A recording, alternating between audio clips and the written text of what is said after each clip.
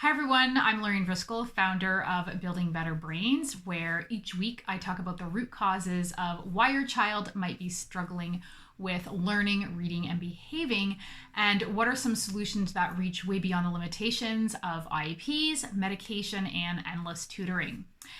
I want to talk today about how to get buy-in with your child. So, how to get them to get on board with whatever it is that you've decided or is something that's really important. So that could be getting them to eat in a certain way. It could be getting them to do their e-learning consistently, which I know is like a huge struggle with parents right now. It could be to do chores or whatever the case may be. The list is endless, right? Of what we're trying to get our kids to take responsibility for and to buy into, even though they aren't necessarily crazy about the idea. So the first thing that starts with, which I came to realize myself in the last few weeks, especially with this quarantine and so forth, is it's my attitude that matters most, or first and foremost, before I can even begin to get my kid to have buy-in into what I want them to do. So anyone who knows me knows I hate math. Ask me about literacy and brain training and nutrition, or I could teach any other subject, but math is not my jam. And it's not really my daughter's either. She's better at it than I was, but she doesn't like it.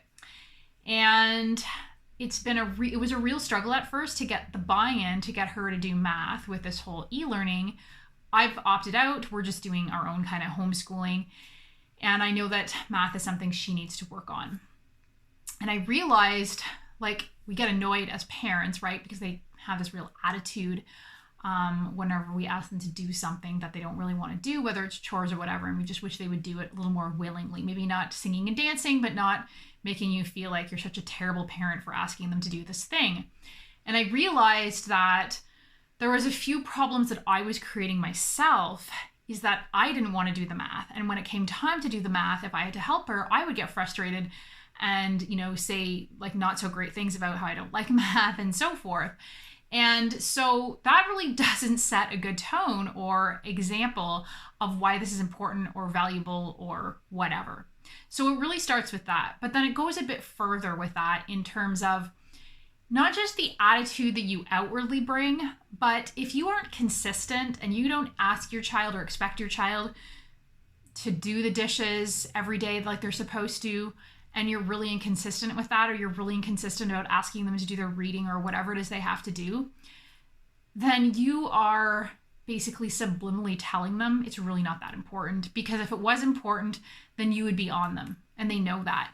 And they can just sense that, right? And it's the same, and I come across this a lot with parents whenever they're struggling with getting their child to eat better, where the parents know the child would do better if they would eat in a certain way, but they feel guilty. They have all their own baggage of why they don't want their child to have, the ice cream, because maybe they feel like, well, that's part of childhood, going out for ice cream or whatever, not realizing there's other substitutions that you can do instead. But if you're really solid in your understanding of why this is important, your kid picks up on that. Even if you don't even, it's good to say it, but even if you're not saying it, in your body language, your tone of voice, and your consistency, then they start to pick up on that as well, that she's not budging with this.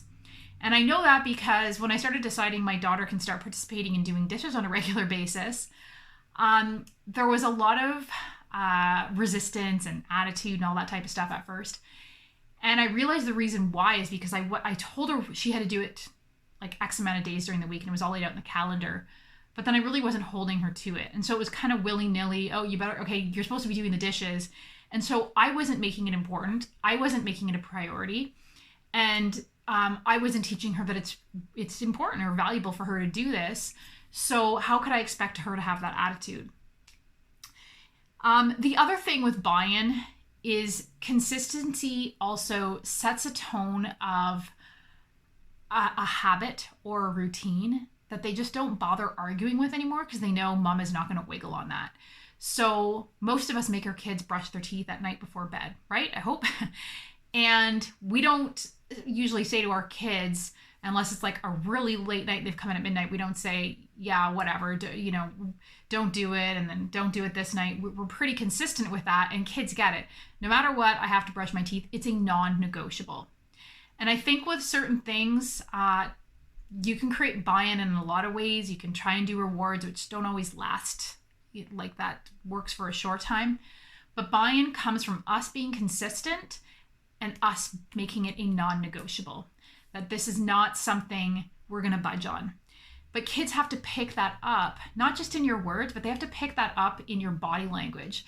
No, we're not eating that, or we don't eat that in this house, or we don't eat that all the time, whatever it is, or no, this is bedtime and that's all there is to it. And you have to kind of really believe it yourself though, because if you're doubting yourself as a parent, they're going to pick up on that, right? Kids are like dogs. They have a sixth sense, and they're going to pick up on you not feeling confident about your decisions as a parent. And if they pick up on that and they sense that you are not 100% sure, or you kind of do feel like a bad mom doing these things, then they are going to weasel their way in and try to erode whatever foundation or consistency you're trying to establish. So the solution to that is to try to get your child to, the solution to that is to get to work on your own stuff. So if you feel like a bad mom, telling your child because they have severe issues with ADHD that they're not eating sugar, you need to look and analyze and reflect on why you feel like that makes you a bad parent by saying no to sugar. Like, why does saying no to sugar make you a bad parent when you know it's going to be better for your child versus, something else, right? And it's sometimes just a really big shift in mindset. I know it was for me when my daughter was really sick and I had to cut out like all kinds of garbage out of our diet. And not that we ate a horrible diet, but I had to make it like tip top perfect. And I had to accept that even people socially were making me feel guilty about it. And I had to realize, no, this is not depriving my daughter. By telling her she can't have gluten and dairy and sugar, I'm not depriving her of anything. The only thing I'm depriving her of is food that's going to hurt her body and cause further inflammation and attack on her brain. And it really required repeating that to myself over and over and over again. So sometimes it requires a shift in your mindset of why do you feel guilty, or why do you feel unsure, or why do you doubt whatever it is you want to implement. So if it's schoolwork, whether it's homework during the regular times, or whether it's e-learning or homeschooling, try to create that consistency. And that consistency really shows up when you try, or really works best when you try to do it at the same time every day, right? Like I have that math every morning, 5 days a week. That's what we're doing before anything else. And I find it has gone much better with my daughter since we've been doing that.